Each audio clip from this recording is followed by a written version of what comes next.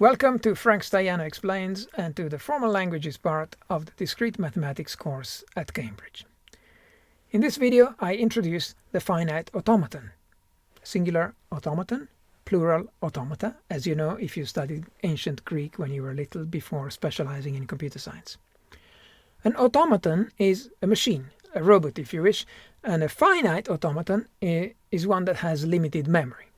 The kind of finite automata that we'll be looking at in this course are dumb, but they are remarkably powerful, simple machines that efficiently recognize strings. Under the hood, they contain a number of states. The automaton starts in an initial state, and each character of the input string will cause a transition to some other state, or sometimes the same state. At the end of the string, the automaton will be in some state, and each state is marked as either accepting or non-accepting. The automaton accepted the string if and only if, at the end of the string, the automaton finds itself in an accepting state. Easy enough. So this gives us a linear time algorithm for deciding if a string of arbitrary length is accepted by our automaton. You will have seen finite state machines in your digital electronics course last term. Here we define them in a more rigorous and mathematically flavored fashion, and we also extend them in ways that are somewhat harder to implement with real-world electronics, such as by allowing for non-determinism. If you like this video, hit the like button. So now comes the time to look at these wonderful machines that answer the first of these questions, which is they recognize strings that match a regular expression. And these machines, you will be pleased to know, you've actually already seen them last term. They are the finite state machines of the digital electronics course. We call them automata because it comes from Greek. It sounds more cool, but they are the same thing. Automaton is the singular of automata, which is the plural. They are made of states. You're familiar with this. States are the blobs. The arrows take you from one state to another state. The arrows are labeled with input symbols, and so if you receive, well, you start in the state that has the incoming arrow that's unlabeled and doesn't start from another state, so that's your start state. If you receive a symbol A in this state, you will go where the arrow takes you, which is this one. If you receive a symbol B in this state, you'll go where the arrow takes you, which is this one. If you receive another B in this state, you go where the arrow takes you, which is this one. And if at the end of your input string, which in my case was ABB, ABB, you end up in a state that has a double border, then the string is accepted by this automaton. If you end up with one that has a single border, the string is not accepted. So the string ABB is not accepted by this automaton, whereas the string AAA is accepted by this automaton. And so is the string AAA BBB. You have a set of states, you have an input alphabet of just the symbols A and B in this example. The transitions, the arrows are labeled by input symbols. The start state is indicated by this lone incoming arrow, and the accepting states are indicated by this double border. In this example there is just one, but you could have an automaton with more than one state. This one could also be an accepting state. In fact, all of them could be accepting states. There's no problem with that. You could also have an automaton with no accepting states, and then you wouldn't really need to execute it to know that it will not accept the string. I mean, if it doesn't have any accepting states, there's no way it's going to accept any string. But it still works like any other automaton, and it's still a valid thing for you to define if you so wish.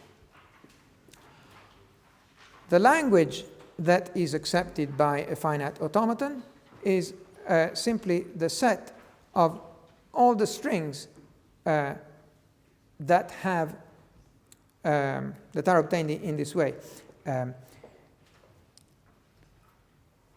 Where is the highlighter? This one. So the important part of this slide is look at paths. Look at paths in the transition diagram from the start state to some accepting state. We said there could be several. Each such path gives a string of input symbols, namely the strings of labels on each transition in the path. So this is backwards from what you would have done in digital electronics, where you have the machine, you take the input, you feed the input to the machine, And then you see if it lights up with an accepting state. Here you're doing the reverse. You're taking the machine, you're looking at all the paths, and every time you find the path that finishes in an accepting state, having started in the start state, then you say the string of symbols that I encountered along this path is a string that this automaton accepts. I say go this reverse way. Why are the two things not quite the same? This is a notation, so let's just get the notation out of the way. Previously we had just one arrow between one state and another state, and a symbol on top to say, with this symbol I go from this state to this other state. Now this is not a symbol, it's a meta symbol representing a string, and so I put a star next to the arrow saying, if I get a string, then there's a sequence of 0 or more arrows that take me from this state to this state. Or with the alternative view I've given you, there exists a path taking me from this state to this state, where the labels on all the transitions form the string U. So if you put epsilon, the empty string, over here, then it means there is a path made of 0 arrows that takes me from Q to Q prime. It means Q prime is the same as Q. There's a path of length 0, means I end where I began.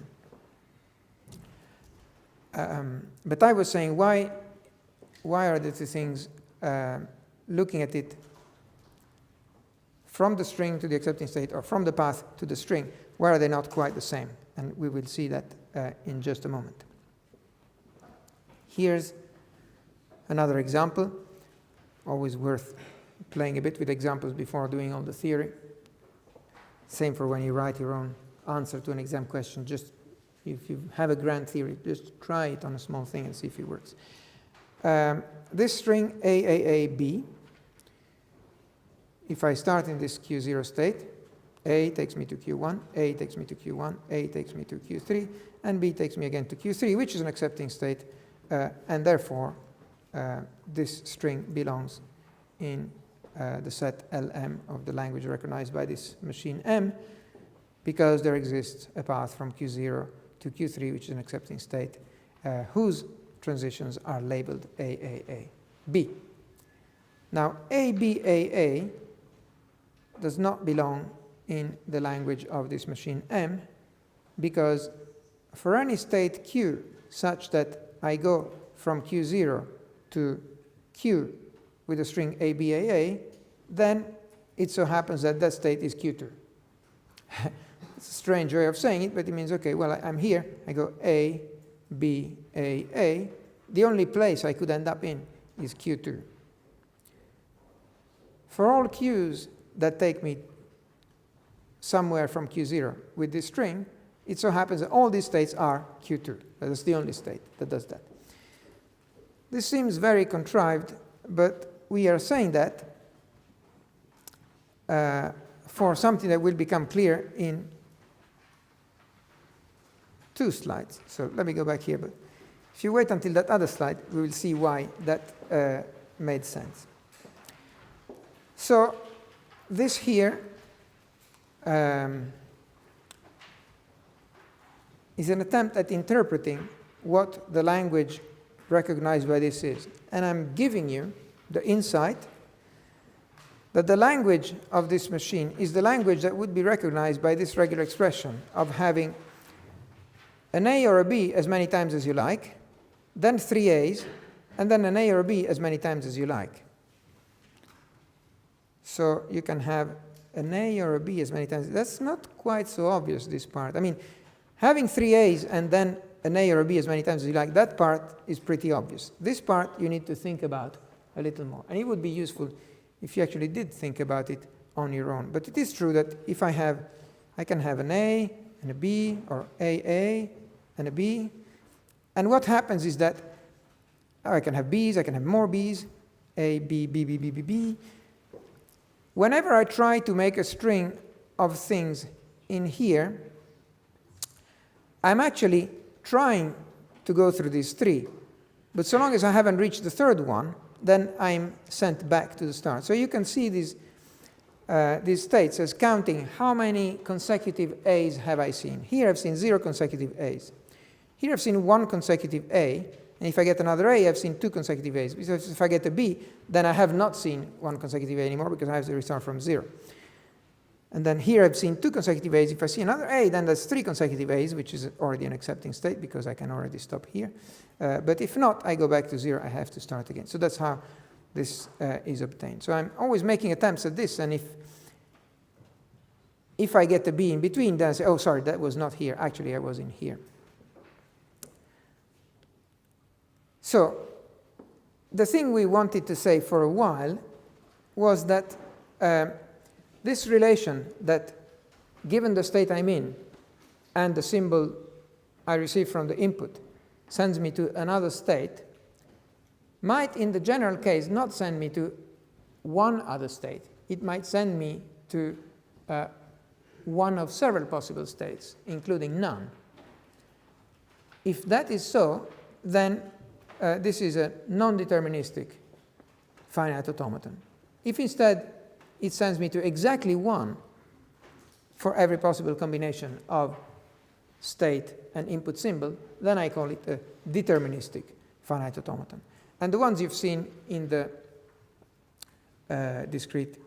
in the digital electronics course were obviously deterministic finite automata. But now that we are more in the realm of theoretical computer science, we are happy to explore the non-deterministic version. So the non-deterministic version has a set of states, a set of symbols for the input alphabet, and then a relation capital delta, which is, in the most general form, just a subset of the Cartesian product of the starting state, the input symbol, and the ending state for that transition.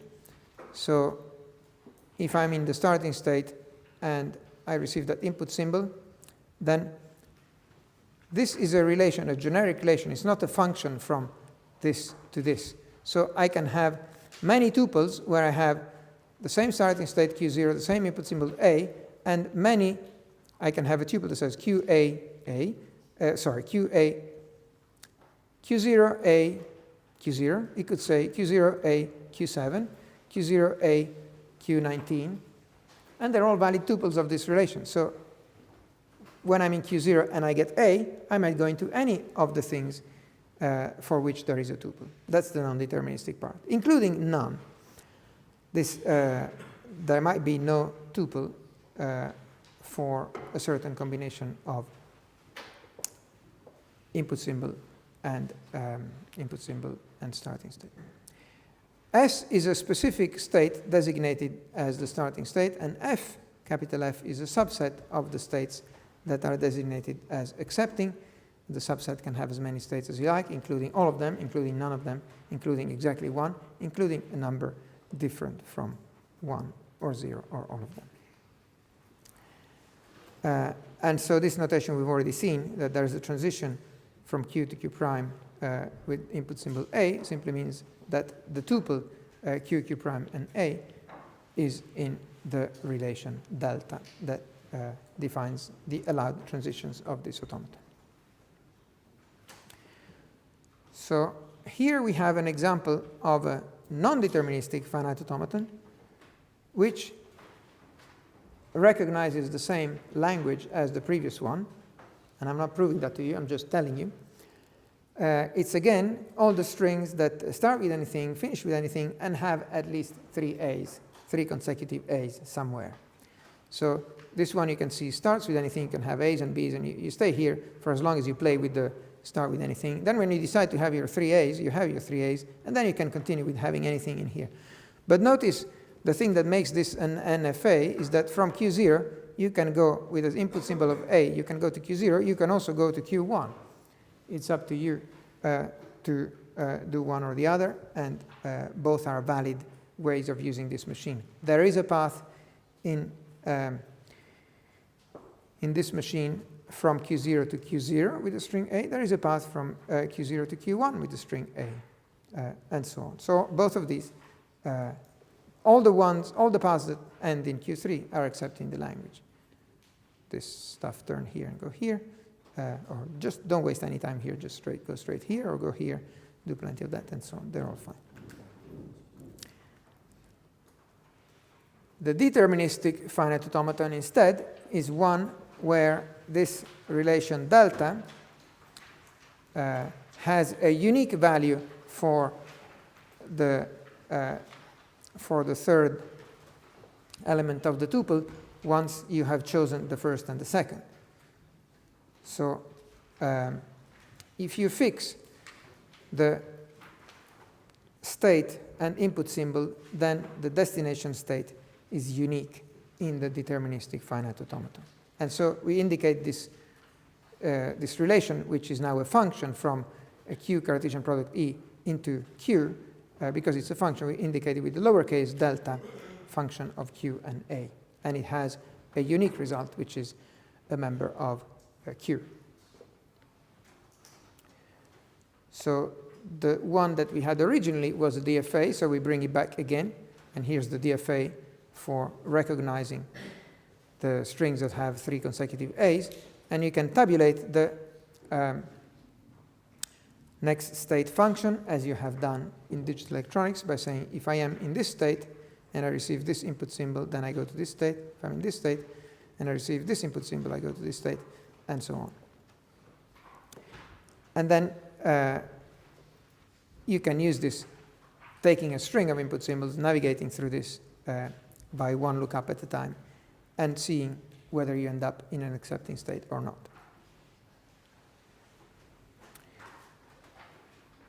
This is perhaps surprising. It's the same diagram as before. It's exactly the same, but it is now a non-deterministic finite automaton for the small, almost imperceptible change I made of redefining the input alphabet to also include the input symbol C. The diagram has not changed at all, but the fact that I now also have the input symbol C means that there is no longer a function that assigns a uniquely determined next state to every possible combination of state and input symbol, because if I am in Q1 and I receive the symbol C, this doesn't say what happens. In fact, nothing happens. And so this is what makes this non-deterministic. And so this highlights the fact that you cannot speak of the machine just by giving the diagram without having also specified clearly what the input alphabet is. And you cannot gratuitously infer the input alphabet from this just by reading things that are on the labels, because there's nothing to say that there aren't other symbols in the input alphabet that never appear on any label, just as in this case. And that would make the difference between being a DFA and an FA. All right, so one more thing that we introduce in here is some non-determinism inside the machine by having ways of moving from one state to another even without receiving an input symbol. And I'm free to do that or not. So I'm in here. I'm in this state, Q0. And if I receive an A, I go to Q0. If I receive a B, I go to Q0. But I don't need to receive anything to be free to go to Q1. So I can say that after the string A, I'm in Q0. But after the string A, I might be in Q1, because I've done this transition, and then I've done this other one, which I can do for free.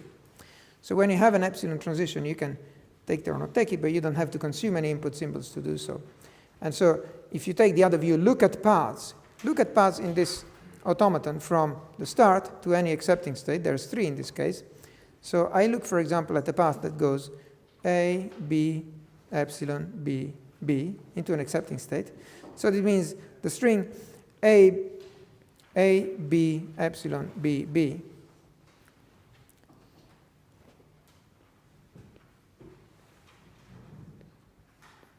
If I drop the epsilons, A, B, B, B is a string that's accepted by this automaton. So take all the paths, take any path from the start state to any accepting state, read out the labels of the transitions that you traverse, drop all the epsilons, and that's an accepted string in your language.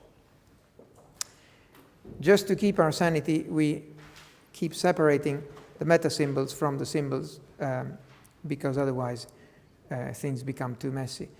In the regular expressions that you use on your computer, you have this complete garbage of backslashes everywhere because the same meta symbols that describe the extra stuff of the regular expression have to come from the same alphabet that you recognize. And so you have to do lots of escaping. But in this case, we keep them separate. And so since we don't have to escape the meta symbols, we don't have all these backslashes. Now, this is what we just said. In the formal definition, you take the same things as you had before for the NFA, and you add another set, which is a subset of the Cartesian product of the states times themselves, which means arrows from a state to another state that are labeled with epsilon. So this is all the arrows with an epsilon on top from any state to any other state. If you add this relation to this tuple, you get an NFA with epsilon transitions, indicated NFA epsilon, like this.